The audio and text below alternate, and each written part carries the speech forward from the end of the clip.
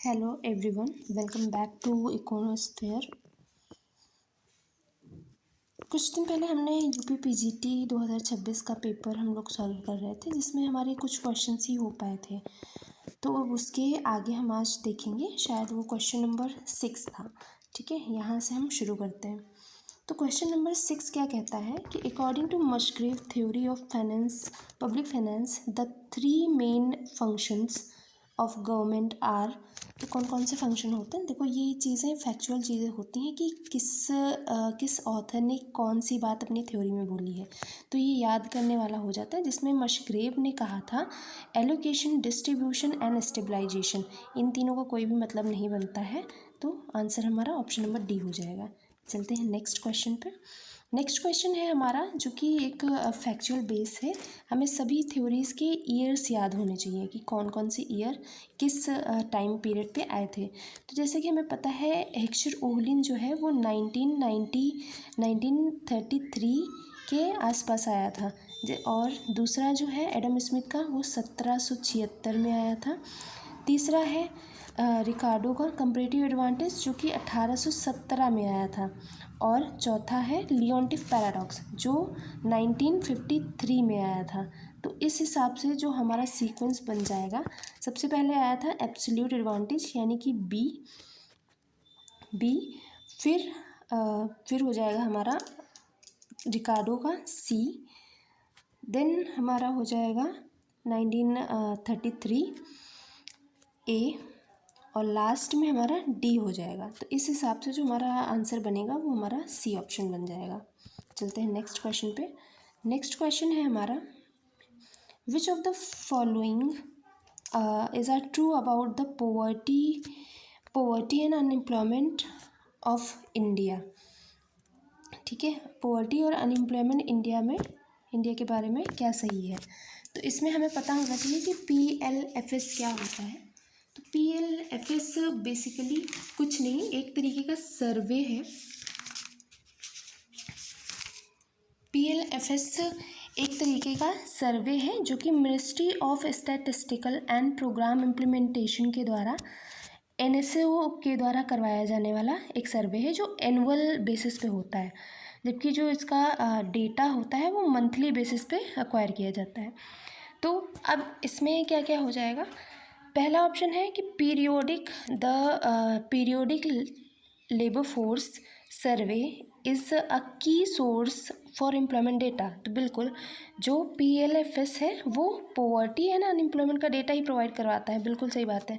दूसरा ऑप्शन क्या हो जाएगा? दूसरा ऑप्शन है the disguised unemployment is most powerful prevalent in the organised manufacturing sector.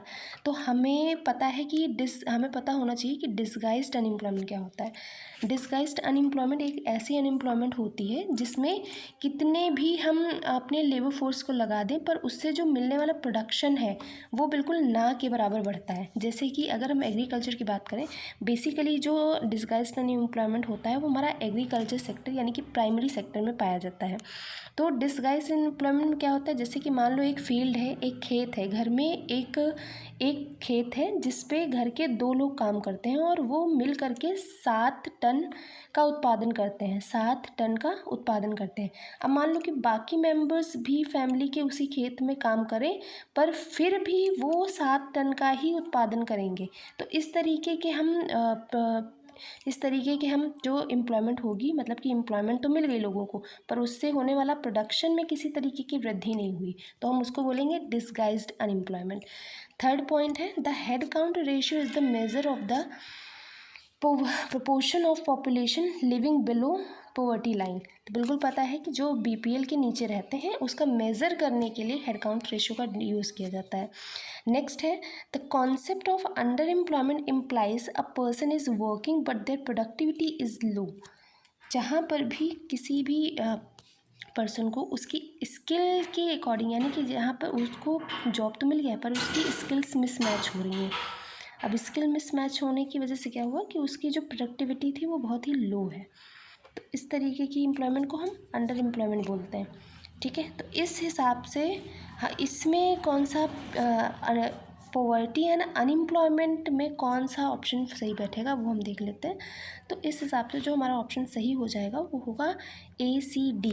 B क्यों नहीं होगा? क्योंकि बी हमारा बता रहा है डिस्गाइज्ड अनएम्प्लॉयमेंट की बात में। डिस्गाइज्ड अनएम्प्लॉयमेंट हम नहीं डिस्कस कर रहे हैं यहाँ पे, ये एग्रीकल्चर सेक्टर से लिया गया है, तो इसलिए ये ऑप्शन नहीं होगा, बाकी ऑप्शन हो जाएंगे। नेक्स्ट क्वेश्चन पे चलते हैं। नेक्स्ट क्वेश्चन भी हमारा फैक्चुअल बेस्ड ही है कि जो हेराडोमर मॉडल है उसमें कौन सी चीज़ पहले हम डिसाइड करेंगे। तो इसके भी 4 ऑप्शंस दिए गए हैं।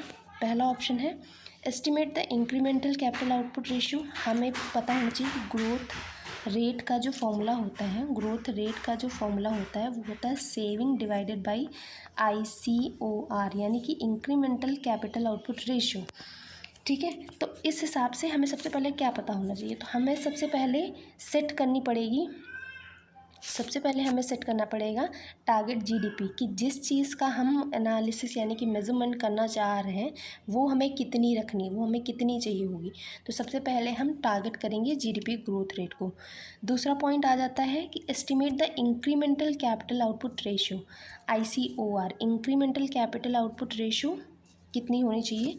ठीक है, देन लास्ट आ जाता है determine the required investment using ICOR and growth rate. ठीक है, कितनी इन्वेस्टमेंट करनी है हमें ताकि हम ये GDP को अचीव कर सकें। और लास्ट आ जाता है हमारा calculate the required saving rate to achieve the investment. तो इस तरीके से जो हमारा ऑप्शन बन जा रहा है वो हमारा BADC बनेगा। तो इस हिसाब से हमारा बी ऑप्शन करेक्ट हो जाएगा। चलते हैं नेक्स्ट क्वेश्चन पे। नेक्स्ट क्वेश्चन है हमारा the primary purpose of IMF's SDR यानी कि stated special drawing rights is to. तो प्राइमरी पर्पस क्या होता है? हमने लास्ट वाले वीडियो में पढ़ा था कि IMF क्या होता है, SDR क्या होता है, ये समझ लेते हैं। तो SDR बेसिकली एक तरीके की लेजर एंट्री होती है मेंबर कंट्रीज़ के बीच में। मान लो कि कोई एक ग्रुप बनाया गया है, एक ग्रुप बना लिया गया, उसमें कई सारी मेंबर कंट्रीज़ हैं। IMF के द्वारा इसको बनाया गया था, पहले हम ये समझ लेते हैं। ठीक है, तो इसमें कई सारी कंट्रीज़ आ गई। अब इन कंट्रीज़ का भी इनकी पॉपुलेशन GDP टारगेट्स के हिसाब से कोटा फिक्स होता है कि SDR से यानी कि स्पेशल ड्राइंग राइट से उसको कितना फाइनेंशियल सपोर्ट मिल सकता है IMF के द्वारा। ठीक है, तो ये चीज़ इसका कोटा निर्धारित हो जाता है जब कंट्रीज़ का, इंडिविजुअल कंट्रीज़ का, तब IMF जो है SDR के रूप में इन सारी कंट्रीज़ को फाइनेंशियल असिस्टेंस प्रोवाइड करवाती है। ठीक है, तो इसका जो ऑप्शन हो जाएगा, पहला ऑप्शन है replace national currency in international trade. नहीं, ऐसा नहीं होता है। बी ऑप्शन है supplement international reserve asset to member countries. ठीक है, देखा कि सप्लीमेंट करते हैं इंटरनेशनल रिजर्व्स को मेंबर कंट्रीज़ को। तीसरा है regulate foreign exchange market operation. नहीं, ऐसी भी कोई बात नहीं होती है। लास्ट ऑप्शन है provide emergency loans to bank corrupt governments. नहीं, ऐसा नहीं होता है। तो जो हमारा लास्ट ऑप्शन बच जाता है वो हमारा बी सही हो जाएगा। यहाँ पे जो ऑप्शन सही हो रहा है वो हमारा यहाँ पे बी सही हो रहा है। ठीक है, चलते हैं नेक्स्ट क्वेश्चन पे। नेक्स्ट क्वेश्चन है external dept is generally considered more problematic then domestic dept because. इसमें बोला गया है इस क्वेश्चन में कि जो एक्सटर्नल डेप्ट होता है, जो भी एक्सटर्नल डेप्ट एक्वायर किया जाता है किसी भी कंट्री के द्वारा, तो उससे क्या प्रॉब्लम हो सकती है। ठीक है, क्यों प्रॉब्लमेटिक वो ज़्यादा हो सकता है, मतलब एक सॉलिड पॉइंट देना है कि अगर हम अपने इंटरनल यानी कि किसी देश से लोन ना लेकर के हम किसी बाहर यानी कि विदेशी लोन ले रहे हैं, तो उससे हमें क्या प्रॉब्लम फेस करनी पड़ सकती है। तो जो पहला ऑप्शन है इसमें, पहला ऑप्शन है interest rates are always higher. नहीं, ऑलवेज हायर ये ज़रूरी नहीं कि हमेशा बाहरी जो इंटरेस्ट रेट्स होंगी वो ज़्यादा ही होंगी, ऐसे तो फिर फॉरेन इन्वेस्टमेंट हो ही नहीं पाएगा। दूसरा ऑप्शन है it can not be restructured. ये रिस्ट्रक्चर्ड नहीं हो सकता। नहीं, ऐसा भी नहीं होता, ज़रूरी तो ऐसा थोड़ी ना है कि हमारे देश में है तो ही चीज़ें स्ट्रक्चर्ड होंगी, बाहर की हैं तो वो अनस्ट्रक्चर्ड होंगी, ऐसा नहीं होता है। डी ऑप्शन है external creditors are less patient. ये कोई सेंसिबल बात नहीं है कि बाहर के जो इन्वेस्टर्स होंगे, मतलब जिन्होंने भी हमें पैसा दिया है, वो लेस पेशेंट होंगे, ऐसा भी नहीं है। तो ये ऑप्शन भी इनकरेक्ट हो जाएगा। जो सही ऑप्शन बनेगा वो हमारा it involves foreign exchange risk and balance of payment constraint. तो हमारा सी ऑप्शन सही हो जाएगा। चलते हैं नेक्स्ट क्वेश्चन पे। Devaluation of a currency results in, तो डिवैल्यूएशन क्या होता है, हमें ये मालूम होना चाहिए कि डिवैल्यूएशन क्या होता है। तो डिवैल्यूएशन बेसिकली क्या होता है कि हमारे जो डोमेस्टिक करेंसी है उसकी वैल्यू में गिरावट आ जाना। मान लो कि पहले $1 बराबर 75 रुपीज़ था, ठीक है।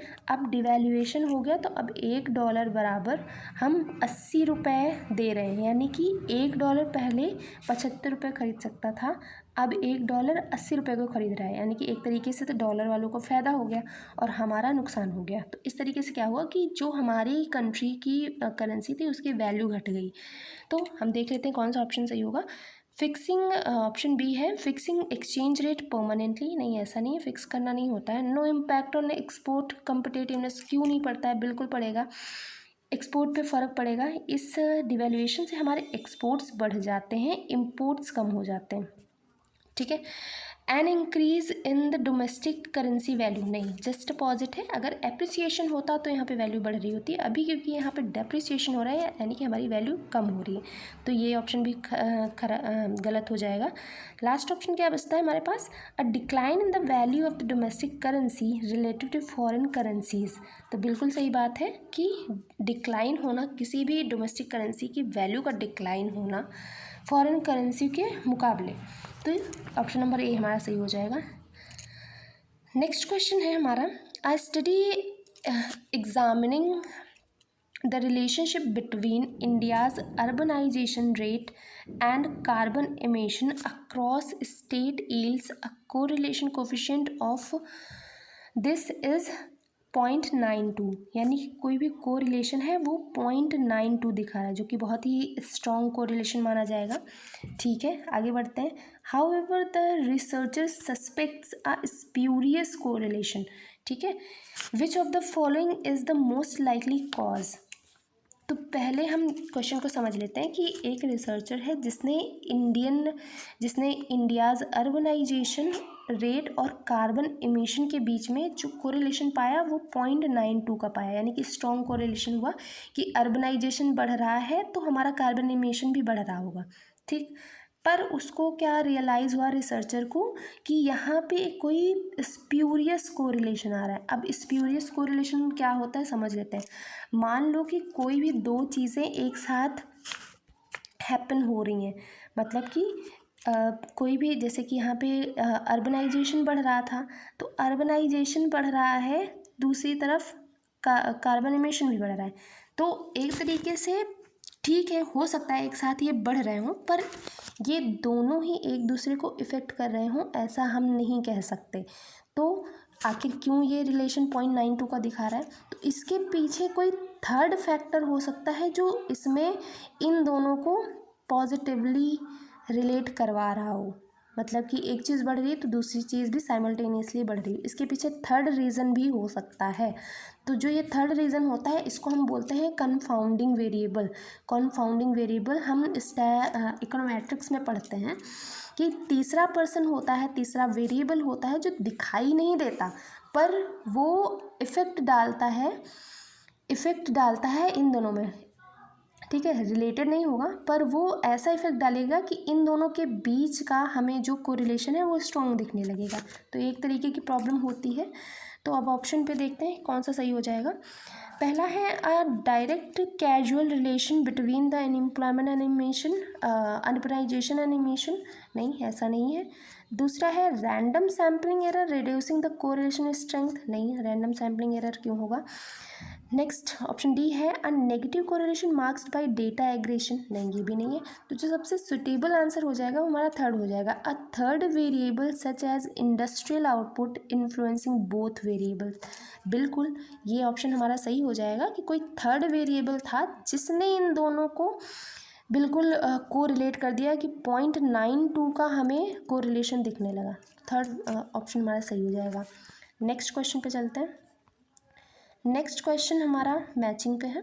तो नेशनल पॉपुलेशन पॉलिसी, हमें पता होना चाहिए कि नेशनल पॉपुलेशन पॉलिसी है तो सीधी सी बात है पॉपुलेशन की ही बात कर रहा होगा। तो इसमें जो अचीवमेंट करना था, इसके जो टारगेट्स के बारे में बात है, टोटल फर्टिलिटी 2.1 होनी चाहिए। 1991 की जो इंडस्ट्रियल पॉलिसी थी उसमें LPG इंट्रोड्यूस हुआ था। अन्नपूर्णा था, वो हमारे सीनियर सिटीजन्स को फूड ग्रेन्स अवेलेबल करवाना था, इसमें भी कुछ नहीं है। मनरेगा था, उसमें guaranteeing for 100 days of rural veg employment पर हाउस। तो इस तरीके से हम मैच कर सकते हैं, ऑप्शन नंबर ए सही हो जाएगा। नेक्स्ट क्वेश्चन है, in a socialistic economy price determination is primarily based on.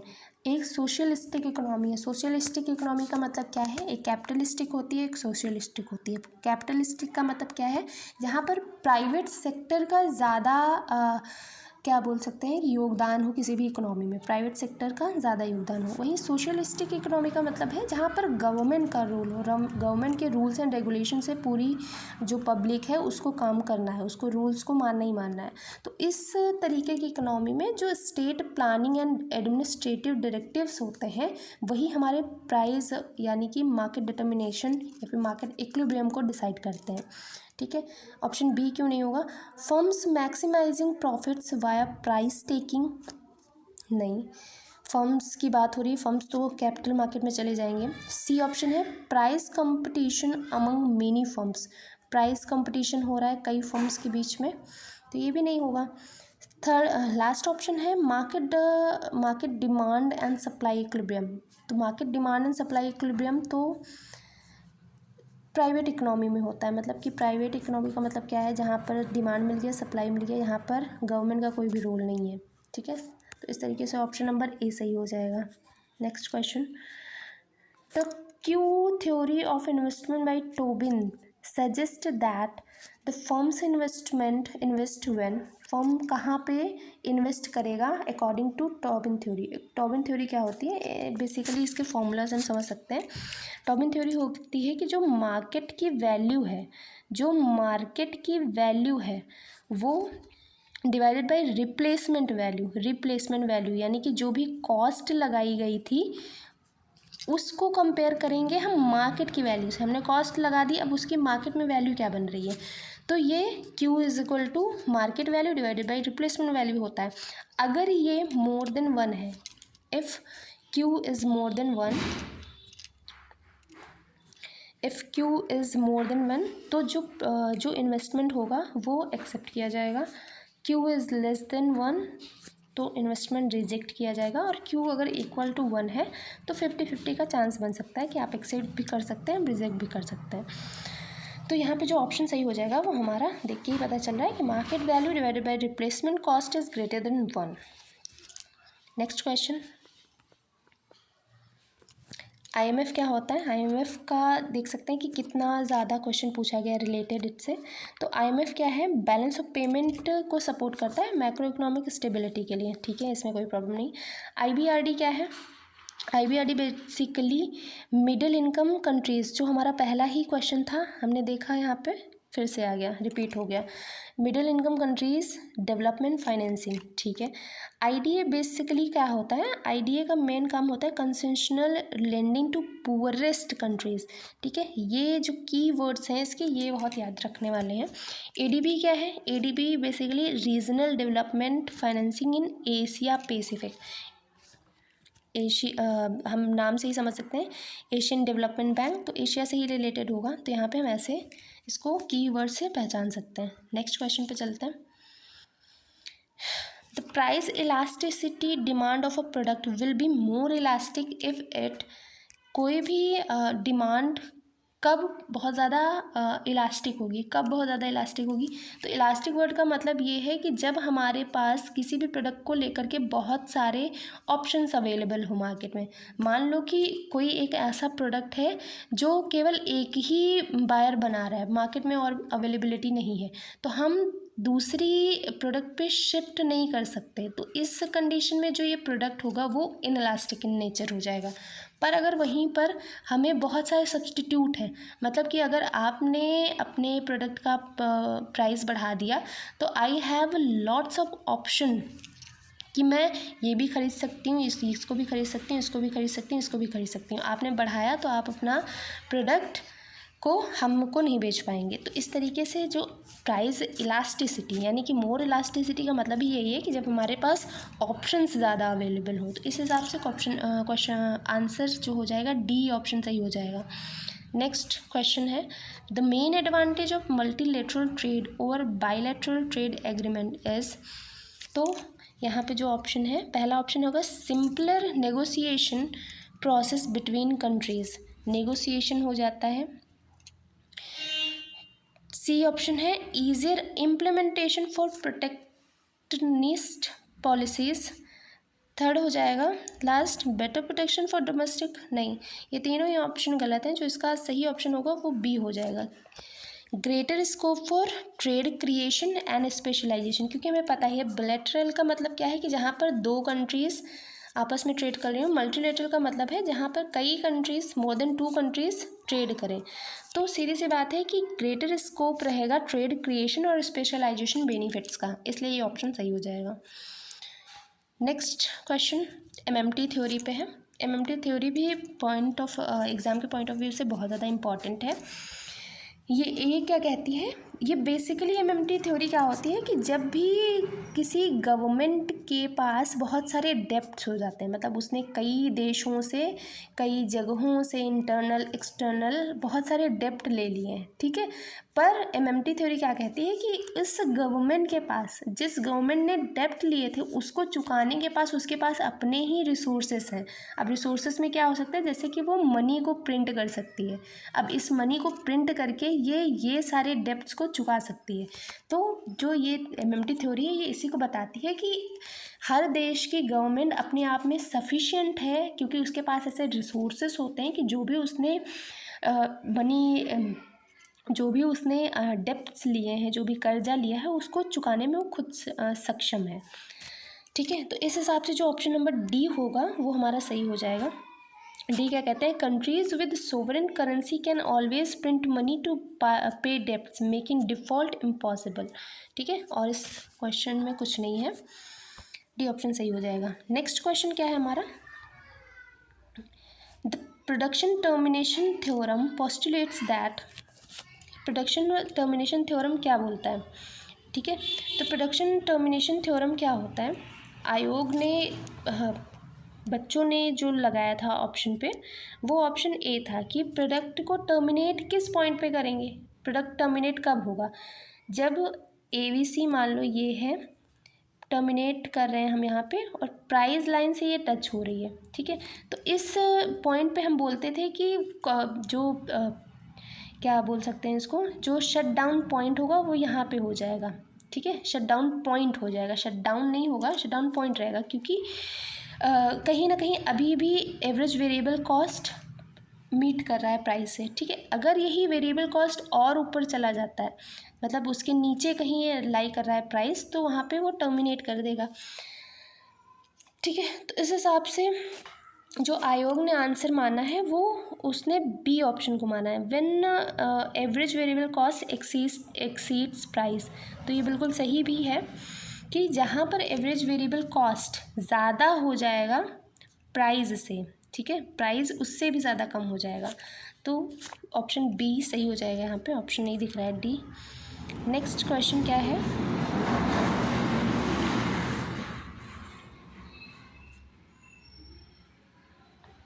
Next question है हमारा कि which of the following are true about structural problem of India's economic development.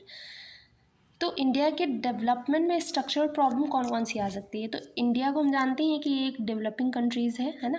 तो इसमें कौन कौन सी प्रॉब्लम्स जनरेट हो सकती हैं। पहला ऑप्शन है high dependence on agriculture with disguised unemployment persist, तो भी ये बात बिल्कुल सही है। नेक्स्ट ऑप्शन है low productivity in agriculture sector is major bottleneck, ये भी ठीक है। फिर थर्ड है over industrialisation has depleted natural resources since independence. Over industrialisation तो कभी नहीं हो सकता, ठीक है, क्योंकि कैपिटल की तो प्रॉब्लम रहती है इंडिया में, कैपिटल लैक कंट्री है ना। तो यहाँ पे लेबर ज़्यादा पाया जाता है पर कैपिटल कम रहता है, तो ओवर इंडस्ट्रियलाइजेशन नहीं हो सकता। लास्ट ऑप्शन क्या है, infrastructure bottleneck and poverty constraint, ये बिल्कुल सही है। तो जो ऑप्शन हमारे सही हो जाएंगे वो होगा ए, बी और डी। सी कभी भी नहीं हो सकता, तो सी को हम एलिमिनेट कर सकते हैं यहाँ से।